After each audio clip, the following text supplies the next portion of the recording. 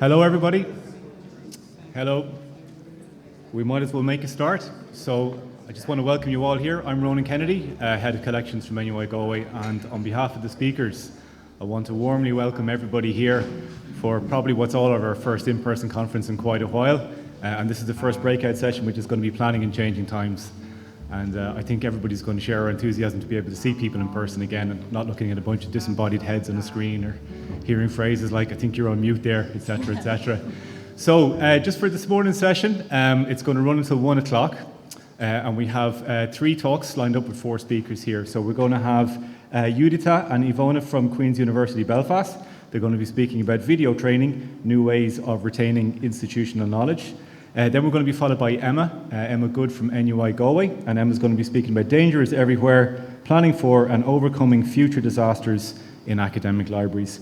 And then our final talk this morning then is going to be from Elaine Bean from Maynooth University. Necessity is the mother of invention, moving to online events.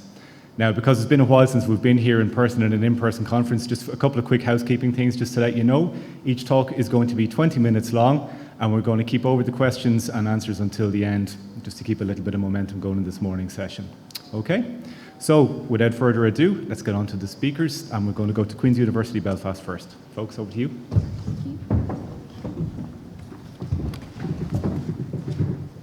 That's the clicker. Yeah.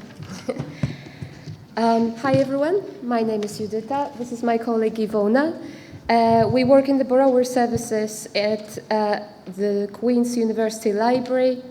In our presentation, we would like to give you an overview of the training project which we designed and worked on together. And just to let you know, there's going to be a couple of video samples in our presentation. Fingers crossed that they work.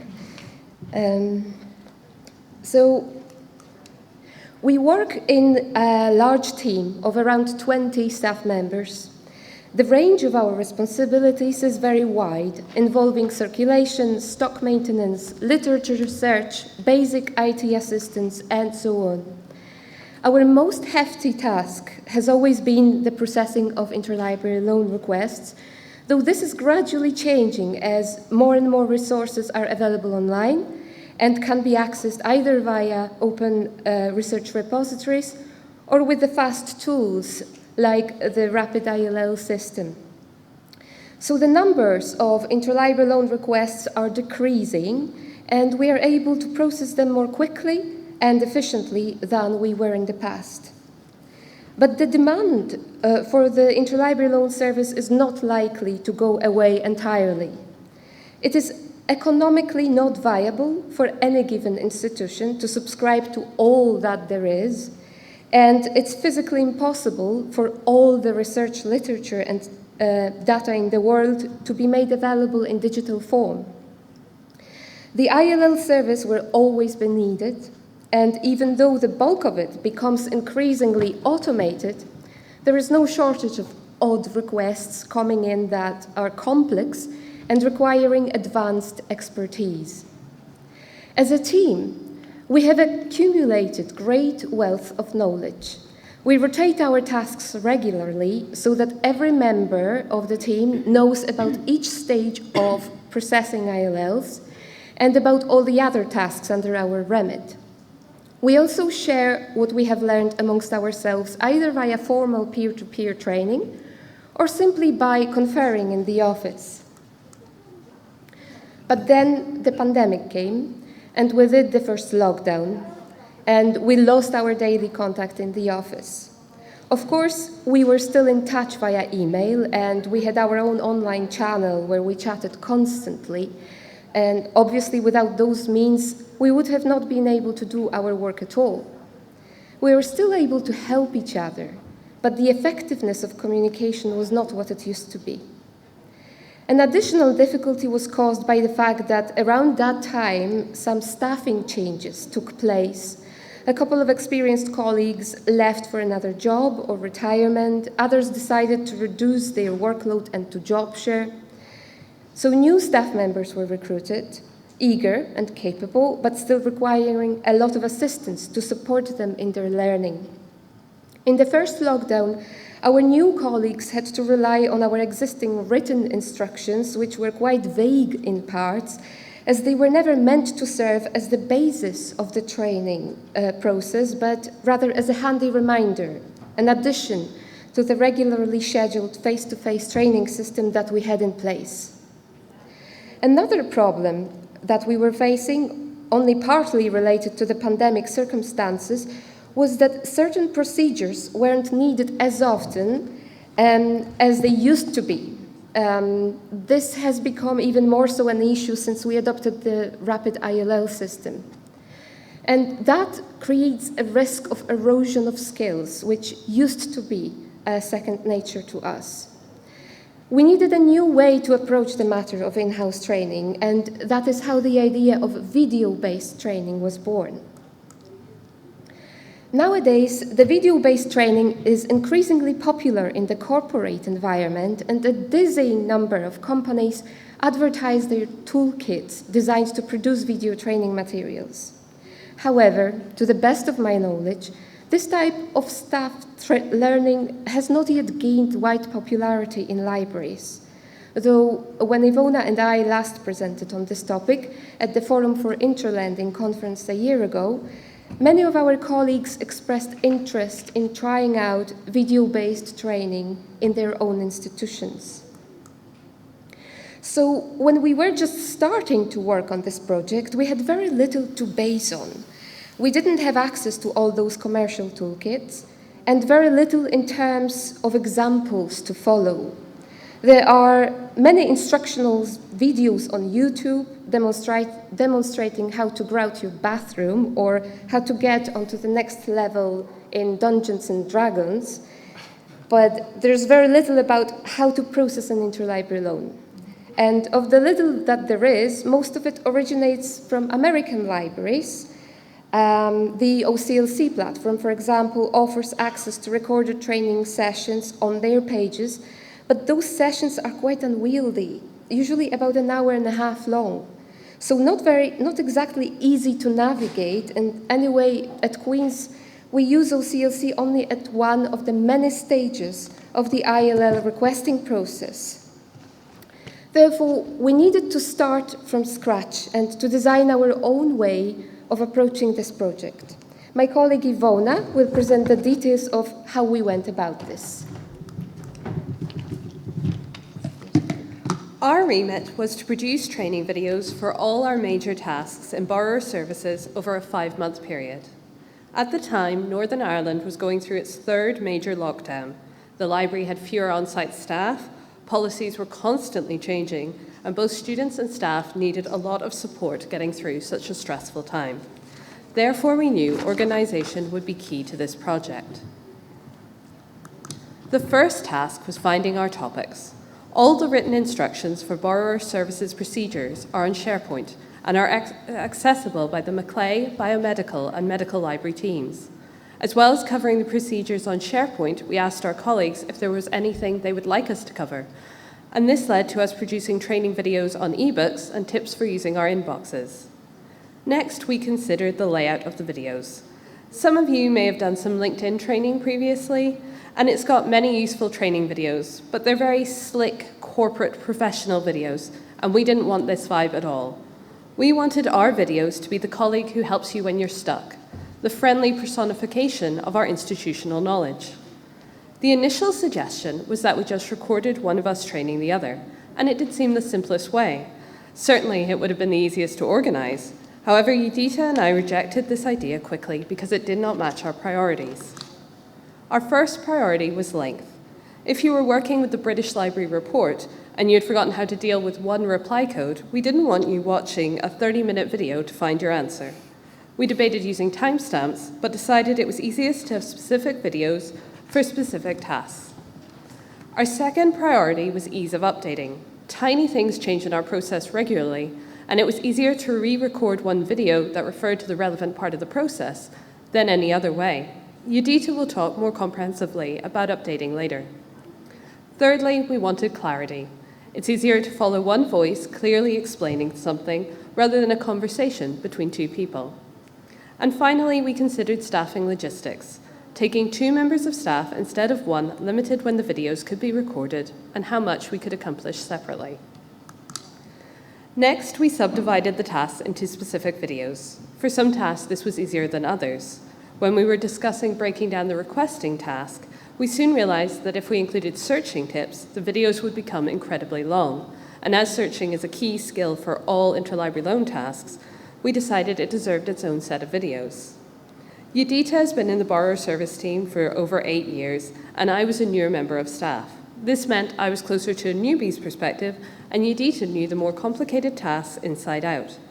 We divided the tasks to take advantage of these perspectives, with myself covering tasks usually given to beginners, and Judyta covering the more complicated tasks reserved for more experienced staff.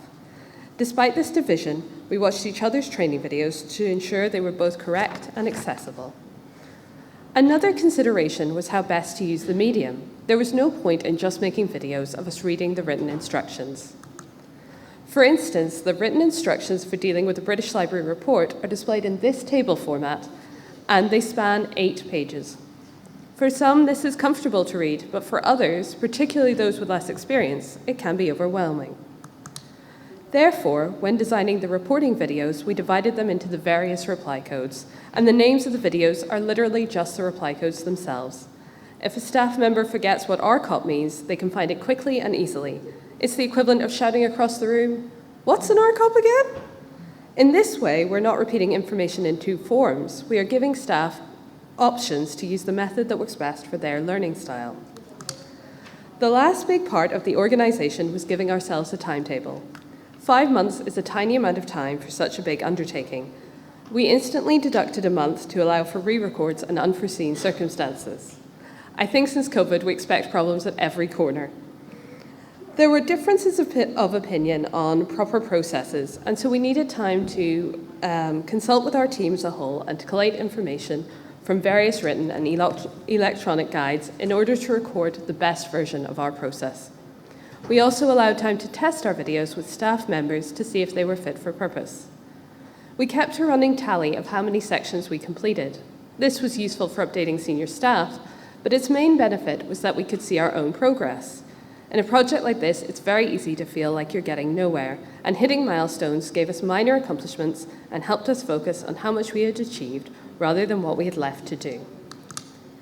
We simply recorded the videos on Teams by going into a meeting on our own, using screen share and hitting record, and there were definitely pros and cons to this.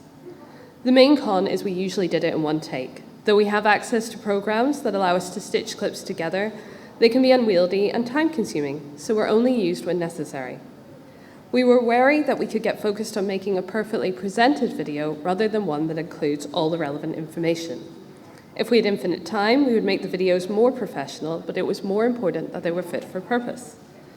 We would like to share a couple of short clips so you can get a feel for what our videos were like, and hopefully it's going to work. Hello and welcome to the video on clearing the hold shelf. You need to clear the hold shelf every morning. The first thing you do is go out to the shelf itself and remove all expired holds by looking at the dates on the wrappers. You can see here it tells you what date the book should have been collected by.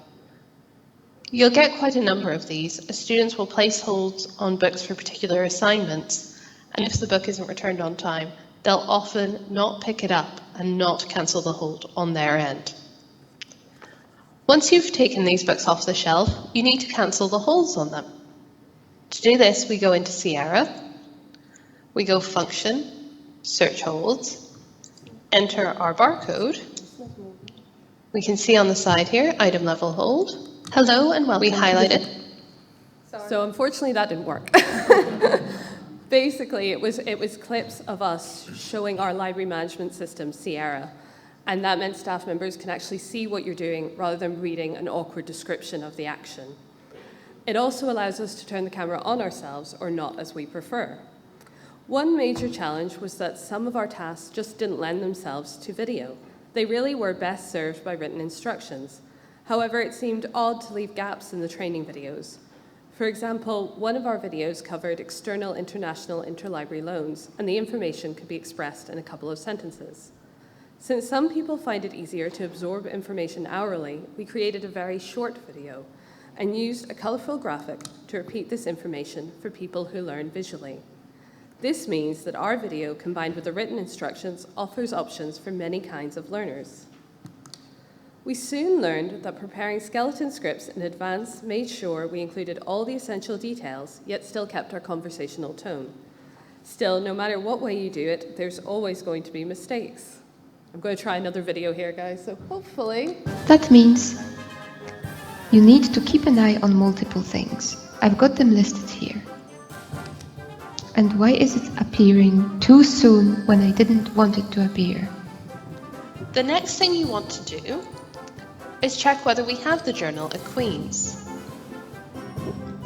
What's up? Yeah, don't worry about it. I missed one step! Hello? No. This is not working properly because it's not showing me the option here. Okay, that's the end of it. I'll need to do it all over again.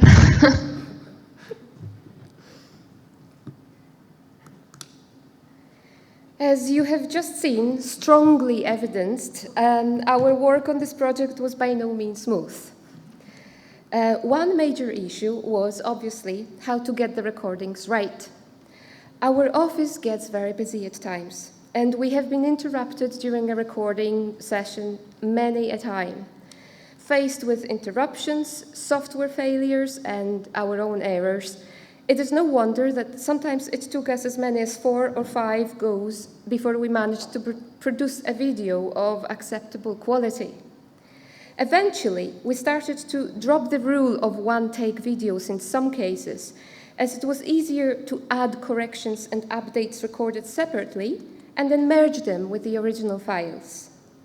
Trimming and merging videos is not difficult. We used the inbuilt Windows 10 app for this purpose, but it can be a time-consuming process.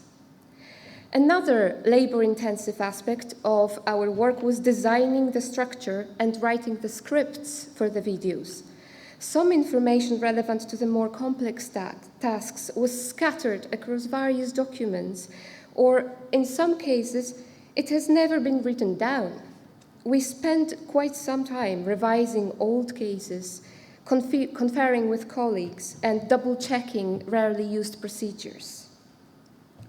Despite all those obstacles, we were able to complete the project in time for the return of the team to business as usual. When we resumed working on site and our usual periodical swapping of tasks, the videos turned out to be as useful as they were during lockdown. We do not intend to replace our peer-to-peer training with videos entirely. There are great benefits in having face-to-face training sessions where you can just ask questions, get a hands-on experience with your colleague watching over your shoulder to guide you. But now we know that our training videos serve us well as complementary learning tools. We have received plenty of positive feedback from our colleagues. Also, the use of the videos has significantly reduced the time required for face-to-face training. All members of our team agree that the videos make it easier for them to prepare ahead of taking up a new range of tasks. Last but not least, our procedures got tightened up in the process, and the videos help us maintain consistency of practice. All benefits come with some costs. It's great to have the videos as training props, but our working environment undergoes frequent changes, and all training materials need to reflect the current practice. So the last stage of our project was to prepare the team for the task of video material maintenance. We needed to make sure that all our colleagues knew how to record videos and how to edit the existing ones to be able to keep our training material up to date. For this purpose, Ivona prepared written instructions on how to record a video, and I conducted a series of live training sessions showing the recording and editing process in more detail. Finally, I recorded a training video on how to edit training videos, and you can hardly go more meta than that. I just wanted to briefly talk about the success of the project through the lens of the wider institution. In our initial project, we produced over 60 videos. This clearly illustrates the wealth of knowledge needed as a member of the Borrower Services team. The wide variety of knowledge and skills required for library work is often underrepresented within the greater university structure, and the pandemic has taught us that in the past, library skills haven't been fully appreciated in the wider university context. Therefore, anything we can do to highlight our expertise has great value. After working on this project, I took up a secondment position as an SLA in Queen's Biomedical Library branch. This was a great opportunity to see how our videos worked in other branches. Although produced from a Maclay branch perspective, the videos could be used across branches with a memo explaining any small differences. Due to the Biomedical Library being a smaller branch, there is one evening staff member working solo. Therefore, videos they can consult and use to reinforce staff training have proved incredibly useful. In conclusion, while the medium of video training certainly isn't new, it is allowing us to preserve our institutional knowledge in a new way. Where our written instructions were produced mainly by senior library staff, these videos are maintained and updated by the whole team, allowing us to take advantage of the skills and knowledge of each team member. They have allowed us to align our processes again, and furthermore, in a land of flexible working, job shares, and working from home, these videos mean that you don't just benefit from the institutional knowledge of the people who you share a shift with, but also from those whose work patterns may never overlap with yours. Training can be done more comprehensively as colleagues have a way to reinforce what they have been taught and double-check information, even if they are working at home or alone in an office. They offer more options for staff to find the training that suits them best, and the idea of maintaining the videos was daunting at first, but has proved manageable. As all Maclay Borrower Services staff are trained in recording these videos, it means they can and will be maintained, preserving and increasing the team's expertise. Thank you for listening today. We're happy to answer any questions at the relevant point. Thank you.